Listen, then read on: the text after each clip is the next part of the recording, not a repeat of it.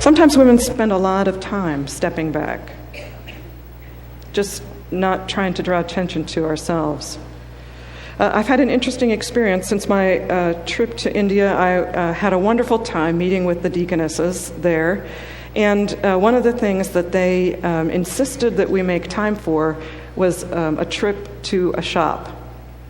They were anxious for me to come home with a sari, which I did. But I have to tell you, frankly, I need more instruction about how quite to fold and tuck and drape, to make it take its beautiful shape. But I also came home with a wnccumw, the long tunic and the trousers that is I would tell you, much easier to wear. And beautiful, just beautiful. So on one of our warm days in August, I wore the wnccumw to work on the subway, carrying my, computer and purse and trucking along the streets of New York. And I'm not the only one, of course, wearing that or wearing a sari or wearing any, this is New York City, right? So you could see anything. But it was very interesting because I realized that I don't normally dress in a way that I think is going to draw attention to myself. It's different in different places and what that means. But when you're wearing one of these beautiful outfits in a setting where that is not the common garb, it draws attention. People look differently. Some people engage. So for some people, it's a kind of lean forward. They want to understand. For some people, they don't engage at all. Don't make eye contact. It's very interesting to be to have that kind of realization about yourself. That one of the things that is sort of a learned skill walking through the New York street is to not draw attention to yourself. Sometimes it's not the right answer. Sometimes you need to dress up in order to be able to stand up and able to be ordered to speak up. Sometimes it's not the right answer. So I take a little issue with Paul here. I do think probably because of the culture in which he lived, that he was thinking primarily of church leaders who had different kinds of privilege and different kinds of experience, but we could talk about that at another time.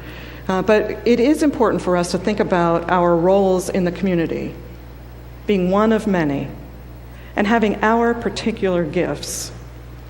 Just tonight, as we were standing in the dinner line, someone who I had just introduced myself to told me that her son-in-law was a hydrogeologist. Her daughter is an environmental scientist, and her husband is a CPA. I hope she's here. I don't want to embarrass her by saying we had this wonderful conversation, and she felt, and she was also in another time zone and had to go to bed. But her comment was, "I'm so glad they love their jobs. I could never do that." The hydrogeologist, the environmental scientist, the CPA, quite a different set of skills than my new friend had. It's wonderful that they love their jobs. And that's the kind of celebration that Paul is inviting us to. They have quite different gifts. Not everybody is the craft person. Not everybody is the skit person. Not everybody is the music person. Not everybody is gifted at asking the "but why" question. Not everybody is the first person to see the outsider. But we need every single one of them. All of those gifts are what helps to make us a community. All of those skills, all of those blessings, and especially the ones that we rub up against. Because they're probably the ones that we need the most. So one of the things that a wise person once told me was, if somebody gets on your last nerve, you might step back. I was thinking about that when Kim said, it might be your own windows. But, it may be the way you come to the encounter. We need every single one of those gifts. And we're blessed to have them. Now, we talk about, in the purpose, we talk about United Methodist Women are organized to be a community of women. Communities have various characteristics. If a group of houses set along a road or set in a cul-de-sac are not necessarily a community. Community does things together. A community has some commonalities. You might think a community has certain patterns. There may be a regular schedule that when the children are picked up for school, or what the days of work are. There's quite different patterns, of course, in different parts of the world about what days are the weekend, what days are off from work, and what days are work days. So communities have these patterns.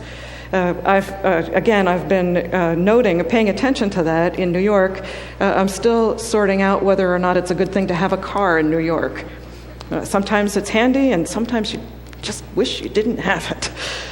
So one of the things I really love is when I hear in the morning, I listen to the radio in the morning, and I hear alternate side parking rules are suspended today for the celebration of some holiday.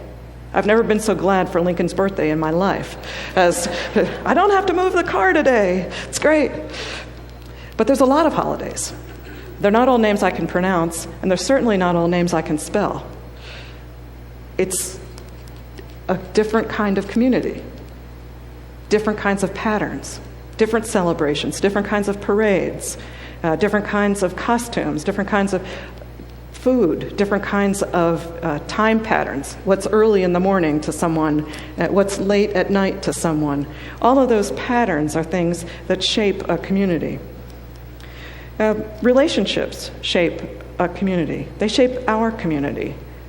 The relationships that we form when we bring new people in, the relationships that we observe among people who have worked together for a long time.